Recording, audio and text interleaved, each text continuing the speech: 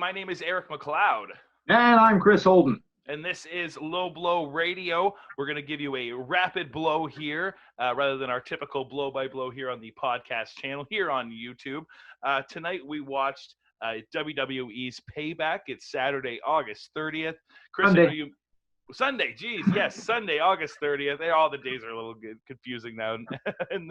But anyway, I know, Chris, you missed the first kind of part of the show, so let me kind of brief you on what you missed, and then we'll sort of get into a bit more of the rapid blow as we move on here. We kicked off on the pre-show with the Riott squad getting back together and got their big win over the Iconics. This feud has obviously been going on for quite a while between the Iconics kind of getting the better of Ruby Riott over the last couple of weeks on Raw and that kind of thing, teasing her about not having any friends, bringing Liv Morgan back into the mix and kind of rekindling the Riott squad here. A little bit of that angst still kind of existing. They're not quite agreeing, but they were able to overcome and get the big win here for their team. I think the biggest kind of story here is it's just sort of unfortunate for Liv Morgan. She seemed to have all the sort of momentum and push coming into the Lana stuff. As much as it wasn't for me, it was at least something they were doing for her, a gimmick change, a character change and stuff. I guess. Just right back into wearing exactly the same stuff that Ruby's wearing, and they came out together, and it was just, back to the same old stuff that works. So, I mean, I guess if it ain't broke, don't fix it. She was fine before. She didn't need to get changed, but this match is what it was, and yeah, we'll see what happens moving on with the Riott squad and the Iconics. When we got to the main card, the show kicked off with Bobby Lashley finally claiming that U.S. title for the Hurt division when he defeated Apollo Crews. This was a pretty solid back and forth. I mean, these two could definitely put on a good match. Like their styles mix well together, being big guys but can also move fairly well. The Hurt division got involved a little bit on the outside, kind of getting in Apollo's way, but not too much. The sort of what lost him the match was him just kind of losing the match, getting sort of overcome by Lashley, caught in the full Nelson, tapping out to it, and then he kind of got a little upset afterwards. He lost clean to Bobby Lashley. Lashley has the belt. He attacked him afterwards, and I don't know, maybe that's leading to him maybe joining up with the Hurt Business. Who's to know? Well, they have been practicing a lot on Underground, so, right? Well, and we'll see if they are even allowed to practice on Underground next week, if it's even around, because that seems to change week to week as well. But yes, they have been getting a fair bit of practice there. Maybe that is where the U.S. title will now be defended. We'll have to wait and see. God, you've done it again. You've given them another idea. Why do you keep doing this? They don't seem to take them. I give them great ideas. So they always seem they don't to work. like good ideas. They want the bad ideas. Very, very true. And the next match that you missed was another kind of jumping over to the SmackDown brand. Big E getting a big win over Sheamus. I say big win in the fact that, yes, on card, it's a win for Big E over a name like Sheamus on this singles run and that kind of thing. But when you compare it to the other two, I mean, Big E is no debuting talent by any means, but certainly debuting in the singles division or re-debuting in the singles division now. And they're sort of like trying to have this sort of rebolster type deal. And when you compare that to the Riddle or the Keith Lee match that we got later on, it was just sort of, again, repetitive. All three of these matches were very kind of similar, but this was just a slow Sheamus match. And then Big E kind of just overcame. There wasn't really much else to it there. I wonder if there just maybe wasn't enough story why this had to be on the card. Like, why wasn't this the Jeff Hardy, AJ Styles, what's his name, Sami Zayn. Sami Zayn. Thank you. Sami Zayn kind of intercontinental feud that's going on. But hey, I guess we're saving that for Night of Champions. But yeah, not a bad match. But again, maybe not the best sort of start. If you're going to try to kick off a big thing for Big E, he really took a bunch of the offense from Sheamus for a grunt of the match, and then just sort of overcame in the end, and that was it. Compared to the other two sort of debuting pay-per-view matches we got from new talent, he certainly, this wasn't the best for a solo match for Big E. Now, my only defense of this could be that they're not going to go into a story with Big E and Sheamus as much as the story is Big E going on his singles run. So Sheamus is knocked off. Next pay-per-view, we get Big E against a bigger name. And again, Sheamus is getting his own rub on his own comeback right now. So for him to put Big E over is probably testament in its own right, because he's stunted himself again now, right? Yeah, It's very very true. odd, actually, with what they've done with him and Hardy, and now Big E being thrown into the shuffle. Well, it just seemed like an odd pairing, right? There could have been someone else to feed to Big E, it felt like, right? Yeah, and I could, whereas the other two feuds, at least by the end of the match, and especially after Riddle and Corbin continue, they're not over.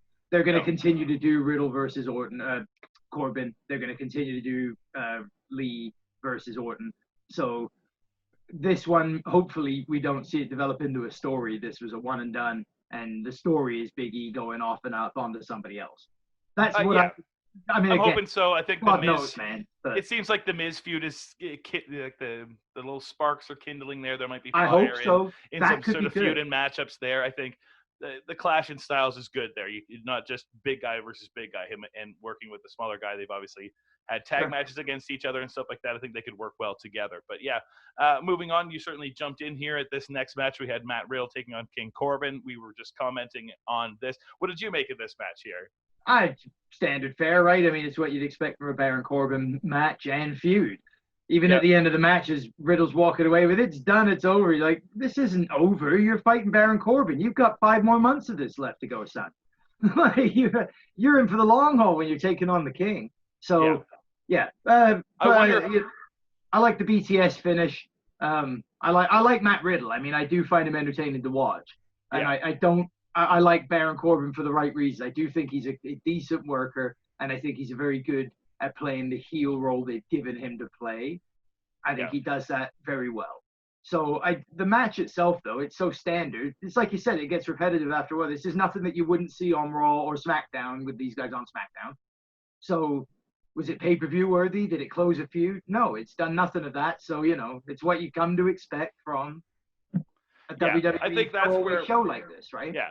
I think that's where, like, again, they kind of shot themselves in the foot, where a missed opportunity where they could have had, again, if say the Sheamus and Big E thing is just a showcase for one to get over and to move on forward, but we know that this is a continuation of a feud. Why did it have to just be, again, you didn't see it, but seeing these two matches back to back, it just seemed the exact same thing. One guy having to overcome the strengths of another and that kind of deal. Whereas if this feud is just going to continue, why didn't, like, Matt Riddle had that quick interview in the back, and he had got that line from whoever the interview woman was that King Corbin had said on Twitter, something about Matt Riddle not doing well at home or that kind of stuff. And that seemed to just change his demeanor all of a sudden. I was like, well, why didn't he just walk out there, knee him in the face, and win the match in 2 seconds so that the feud can continue in that sense? You could get a big surprise win, a huge pay-per-view win for Matt Riddle, and then the feud continues and they can have matches later on. It didn't have to feel repetitive.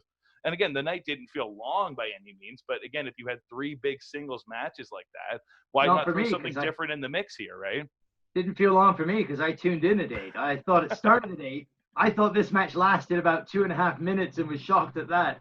I mean, I totally agree with everything you're saying about the repetitive nature of all of everything they do, essentially. It will not surprise me at all on SmackDown that Riddle comes out to chastise and yell about Corbin attacking him post-match. And when Corbin comes out to confront him, Corbin's new buddy attacks Riddle from behind. And then next week, when Riddle's about to beat up both of them, the third new buddy attacks from behind. And in a few weeks, they'll cover him in dog food or something. Like, it just becomes, or they'll steal his shoes, his street shoes, and force him to walk around barefoot all the time. Like, it just becomes what they do. They find their trope. This is how we're going to deliver it. This is how we're going to tell the story. Done. They're so lazy, right? So, over and over again with Corbin and his feuds, I don't see any reason why this one will run out any differently, with Riddle going over in the end, probably around next July. Like, that's when it'll end. Yeah, I just hope he goes over. My gosh, how quickly King Corbin can bury somebody. But moving on in the night, we had the Sasha Banks and Bayley defending their tag team titles against Shayna Baszler and Nia Jax. What did you make of this matchup? Just what we called, right? We knew they were going to lose the belts tonight. Jax and Shayna winning them. I thought Shayna looked great, and I thought Sasha looked pretty good. Nia Jax was the weak link, but kept up by everybody else's work rate, and Bayley was fine. And I love Sasha and Bayley's stuff. I think the act is great, and again, we know where it's going. please God, this was like that, moving along, get this into the next gear, and for get us sure. to Sasha versus Bayley proper. So. Yeah, I mean, for sure. I mean, if anything you had to take from Payback was just like some sort of payback, like if you want to see tag team wrestling everywhere else, we will kill it here in WWE.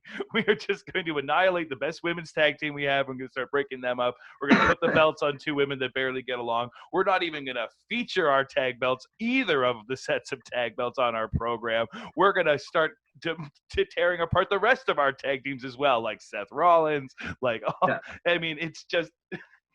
Is that what Payback meant tonight, rather than, Retribution, the other sort of plural for Payback or synonym for Payback? Why weren't they on this card? I mean, sometimes this stuff gets very, very confusing. But anyway, yeah. No, you're exactly right. It's ridiculous. At least Shayna looked fantastic. If there's anything you could take from this, that finish at the end, putting Sasha in the Muda lock and then the Kirakuda clutch locked in on Bayley was just fantastic. That just got her over like $1 million. The knees that she was laying into them made her look super strong too. So at least some saving grace there. Shayna coming out looking very strong again. Yeah, Nia a bit of the weak link, and again. It seems inevitable that they're obviously going to feud against each other as well, and see how long this strange bedfellows thing can last.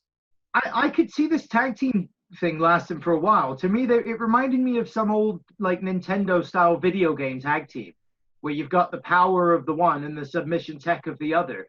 It's almost a perfect Heart Foundation to a degree, with a much larger Jim Neidhart in Nia Jax. Not as good a wrestler as Jimmy was, and that's saying something. But right, the double back body drop that they gave her, though, thank God she got over herself just at the last second. I thought that was going to be fatal for a moment.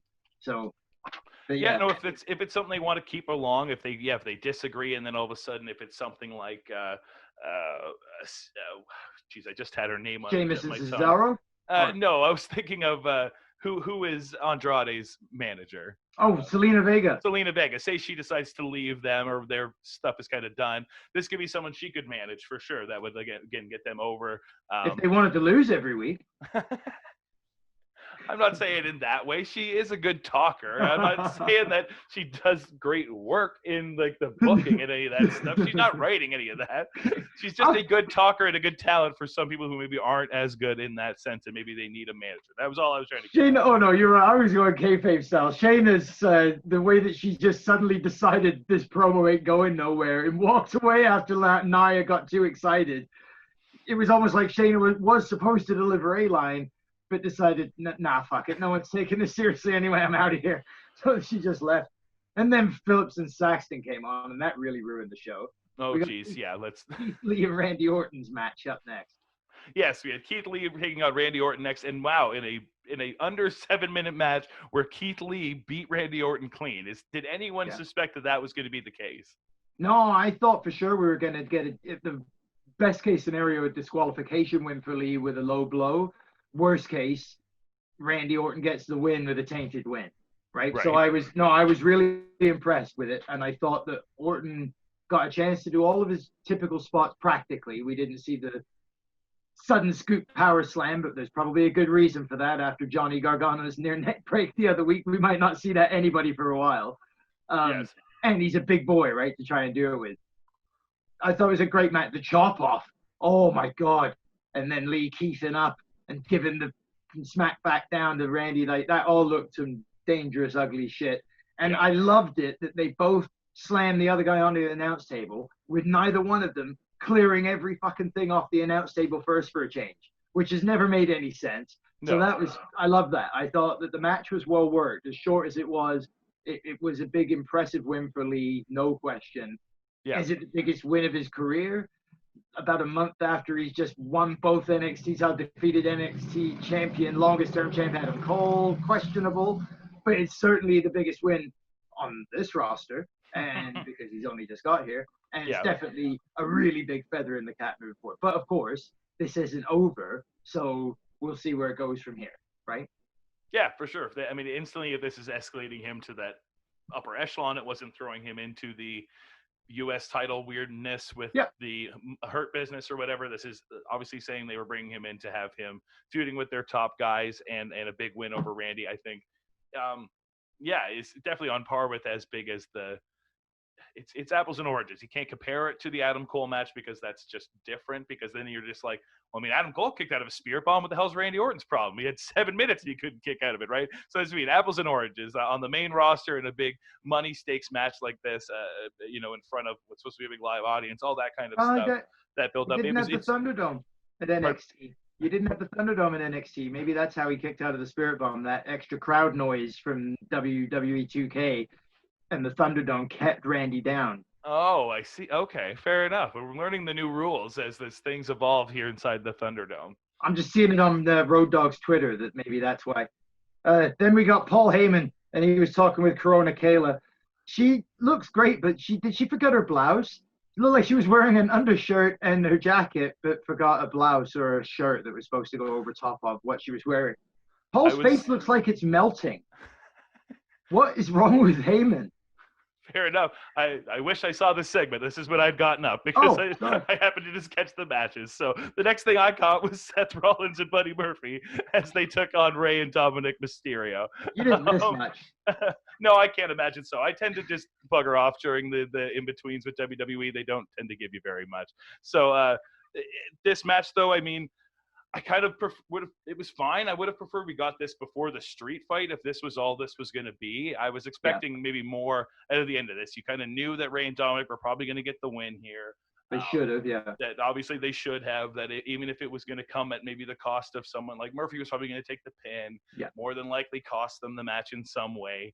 And then it's a sort of maybe leading to the demise of the Monday Night Messiah in that sense, but then in my eyes, and that idea, where the fuck's the repercussions from any of that, right? Like he took two people's eyes, and now Buddy kicks him in the face, and he's just like,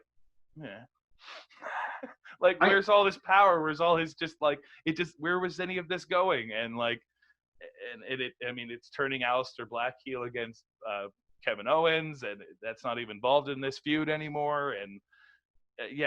Rey is just fine without one eye. Like, I don't know. It's very... Well, that's what I thought during the match was like Rey is suddenly completely doesn't give a shit. He doesn't have one of his eyes anymore. He's like, come on, you cowards. Let's get in here and fight me.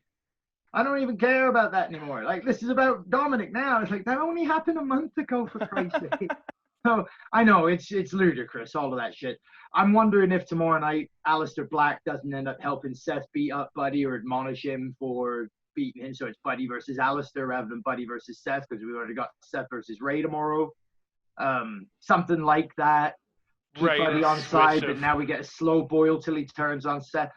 I don't know. I'm assuming I thought tonight we were going to get Dom turn on Rey.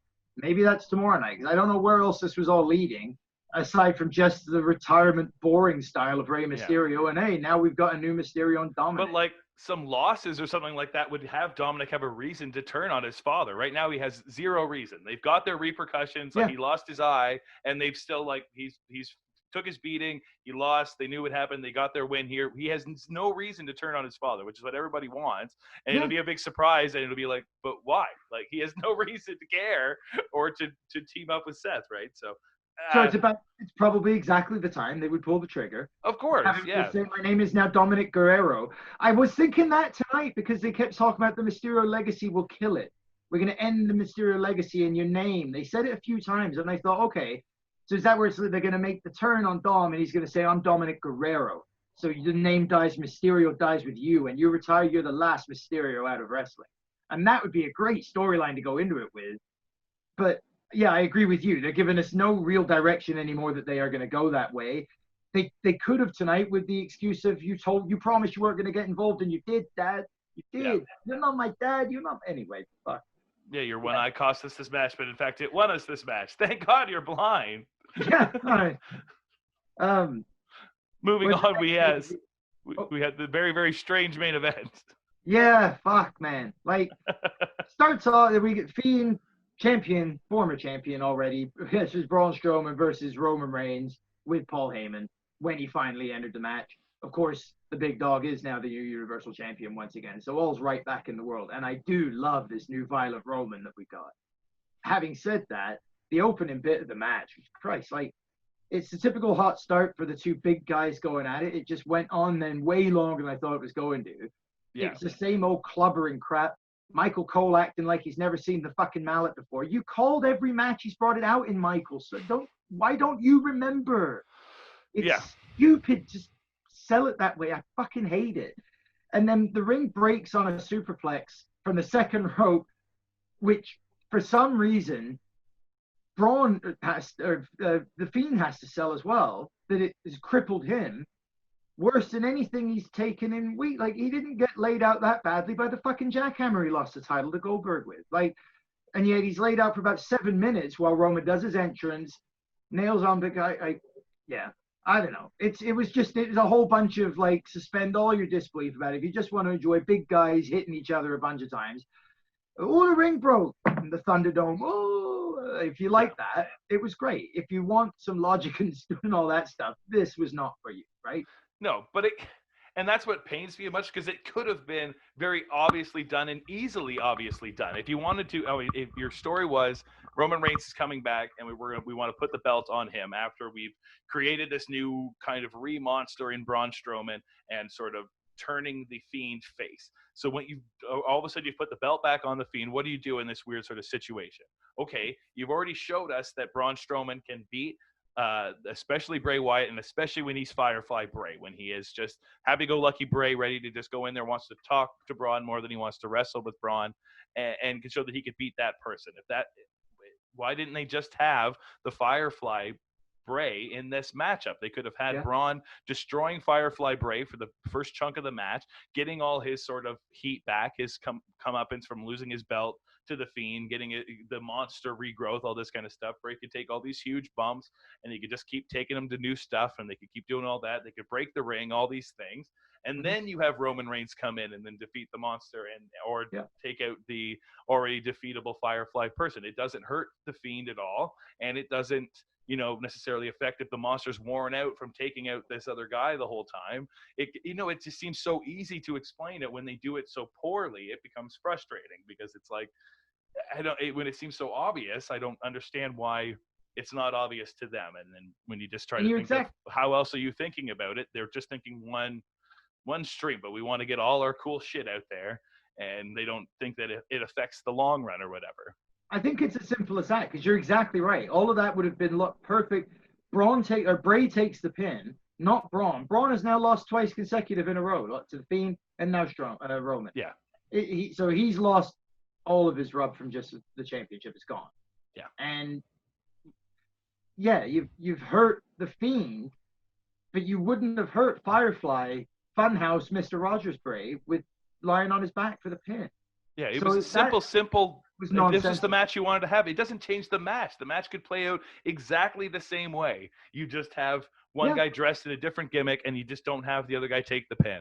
It was just so strange. You know why? Then they don't get to bring Bray out in the Fiend mask and get the pop in the Thunderdome from the Fiend and have the red lights on. But they just had it last week. Like, can you just savor it? Like, that's what is so beyond frustrating. For as much as I totally agree. It was it sucked. But for parts of it that worked. I like the heel Roman. I like him coming in, just wrecking house, not giving a shit, just like wreck everything and leave. Takes the title, signing just walks the contract out. at the top of the ramp. I like fighting in the broken ring. Usually the broken ring is the kind of end of things. They ring the bell. They get everyone out of there. I like that the kind of match had to kind of continue afterwards. That was kind of neat. So again, this had like interesting, different new elements, but don't forget, we're used to that now because Raw Underground. My bad, ring, of course. Right? That has gotten us into but this. But at least it's even. It's not like era. It's not on a slant, like. Not usually, no. It's I think they've managed to keep the ring relatively stable, but. Yeah. No, I think everyone was sort of expecting this after the match was announced. They certainly sort of could have gone about things a different way to sort of save some of their other characters, because yes, now you have this giant, big, new heel Roman Reigns to sort of take over, and the only thing coming out of this match was he didn't pin the Fiend, but the Fiend still took a whole lot of fucking abuse from Braun Strowman, who just ate one spear and lost to Roman Reigns. So, I mean, how do I expect the Fiend to beat this guy either, right? So, sadly, now we're going to hotshot into Drew versus Roman in Survivor Series, which is what I wanted to see. It'll be at Night of Champions, maybe even before then, right? Like, who knows? Yeah. They might not even wait that long. I hope Or that the the Fiend champions wins is his just belt back defending on all our SmackDown. titles, not versus, but we'll wait and see. Yeah, you're right. Anything could happen at this point. So. All right. Well, I think that about wraps things up for our rapid blow here, Chris. You want to let everyone know where they can listen to us? You can listen to us live every Wednesday night, 7 p.m. on the river if you're in Ontario, Canada. 88.7 FM on your radio dial. And if you're not lucky enough to be in Ontario, Canada, you can listen to it online, 887theriver.ca, because it's in Canada. That's right. And if you're here on YouTube, make sure you like, share, and subscribe. Get in the comments, ring the little bell, do all that fun YouTube stuff. And we will be back with another Low Blow Radio podcast Wednesday, I believe, for AEW Dynamite. Wednesday, Yay, back Dynamite! again, our regular night. Yay, real wrestling, yay! Yay! Chris is popped. All right. We'll see you all then. Have a good one. Thanks for watching. Take it easy, folks.